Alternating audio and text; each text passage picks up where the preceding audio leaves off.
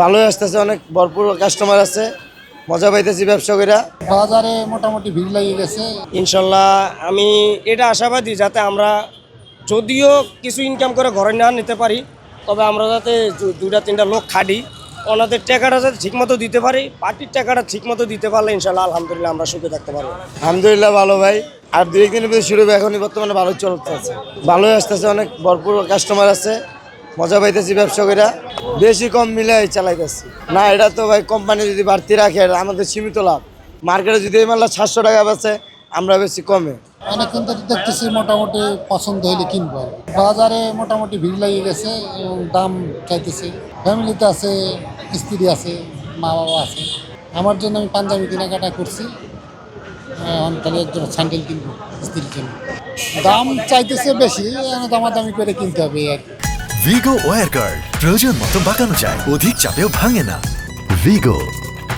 বাজারের অবস্থা তো ঊর্ধ্বমুখী, কিন্তু আমাদের বর্তমানের বেচার সাথে বাজারে কোনো মিল নেই।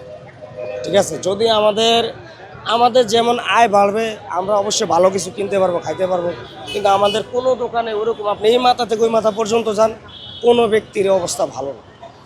প্রত্যেকটা দোকানদার ঋণী, প্রত্যেকটা দোকানদার কিস্তি বা কোনো না কোনো ঋণের সাথে যুক্ত আছে।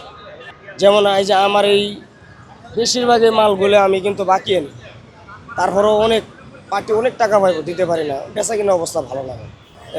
বাংলাদেশের বর্তমানে যে পরিস্থিতি, এই সিস্টেমটা তো আগামী যে সরকারটা ছিল উনি তো বর্তমানে সব কিছু নিয়ন্ত্রণের বাইরে রেখে চলে গেল। এখন ডক্টর ইউনূস আসলে উনি তো আর বেশি দিন থাকে না। তবে ইনশাল্লাহ আমরা আশাবাদী আমাদের এই সরকার আমাদের সাধারণ জনগণের এই জিনিসটা বুঝবে, যাতে আমরা মানে 3 বেলা ডাইল ভাত খাইতে পারি, এরকম কিছু আমাদের জন্য ব্যবস্থা করবে ইনশাল্লাহ। আমি এটা আশাবাদী যাতে আমরা যদিও কিছু ইনকাম করে ঘরে না নিতে পারি, তবে আমরা যাতে দুইটা তিনটা লোক খাটি, ওনাদের টাকাটা যাতে ঠিকমতো দিতে পারি, পার্টির টাকাটা ঠিকমতো দিতে পারলে ইনশাল্লাহ আলহামদুলিল্লাহ আমরা সুখে থাকতে পারবো। যদি পার্টির টাকাটা না দিতে পারি, ঈদের পরে আমার মাল দিবে না, এতটুক দিতে পারলে আলহামদুলিল্লাহ আমরা অনেক হ্যাপি।